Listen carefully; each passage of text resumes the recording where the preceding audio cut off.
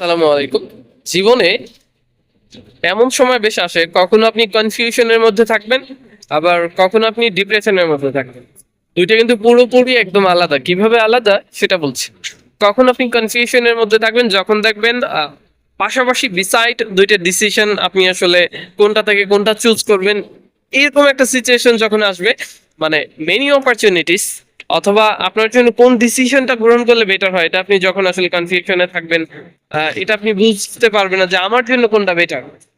হ্যাঁ, তখন আপনি কনফিউশনে থাকবেন। আর ডিপ্রেশনে থাকবেন যখন আপনার আসলে কোনো বইয়ে থাকবে না, সব বইগুলো অলমোস্ট বন্ধ হয়ে যাওয়ার মতো, যে আপনি কোনো বইয়ে দেখতেছেন না যে এখান থেকে বেটার এক্সিস্ট কিভাবে হবে, বা এখান থেকে একটা বেটার অপরচুনিটি কিভাবে ক্রিয়েট করা যায়। যখন এইগুলো দেখবেন না, তখন মানুষ, এছাড়াও আরো বিভিন্ন কারণে মানুষ ডিপ্রেশনে থাকে। দুইটা একদম different। দুইটা সিচুয়েশনই ভীষণ জটিল। এমন সিচুয়েশনে আসলে কি করা উচিত আমাদের? এমন সিচুয়েশনে যে ব্যাপারগুলো করা উচিত, প্রত্যেকটা মানুষের মেন্টর থাকে এবং প্রত্যেকটা মানুষের মেন্টর থাকা উচিত। আহ, আমরা, সেটা আমাদের ওস্তাদ হতে পারে, বড় ভাই হতে পারে, বাবা হতে পারেন, বা এনিওয়ান, হ্যাঁ, যাদেরকে, কারণ প্রত্যেকটা মানুষের, এবং ক্লোজ ফ্রেন্ড হতে পারে।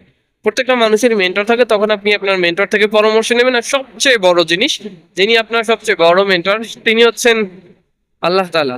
আপনি নামাজ পড়ে আল্লাহ তাআলার কাছে দোয়া করবেন, তখন দেখবেন আপনার যে কনফিউশন গুলা, সেগুলো আপনার ডিসিশন নিতে দূর হবে।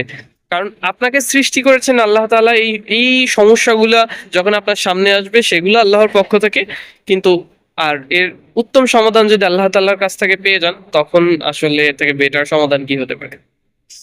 তাই আমি মনে করি, সমস্যা যার থেকে আসে, সমাধানও তার থেকে নেওয়া উত্তম। সেক্ষেত্রে আপনি কি করবেন?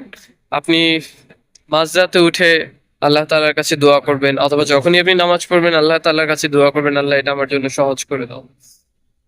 আহ, দেখবেন আপনার সমস্যাগুলো দূর হয়ে যাবে এবং আপনি ডিপ্রেশন থেকে দূর হয়ে যাবেন। কিছু মাসনুন দোয়া আছে যেগুলো আপনি ইউটিউবে পেয়ে যাবেন। সেগুলো আসলে নিয়মিত একটা করে মাসনুন দোয়া শিখুন, ছোট ছোট একটা বাক্যের দোয়া। দেখবেন মাস শেষে, দিন শেষে, সপ্তাহ শেষে অনেক দোয়া হয়ে গেছে। এবং এই দোয়াগুলো পড়লে আসলে অনেক বেনিফিটস পাওয়া যায়, এগুলো পরীক্ষিত। ঠিক আছে। সো আজকের এই পরামর্শটুকু থাকলো। Thank you so much. আসসালামু আলাইকুম।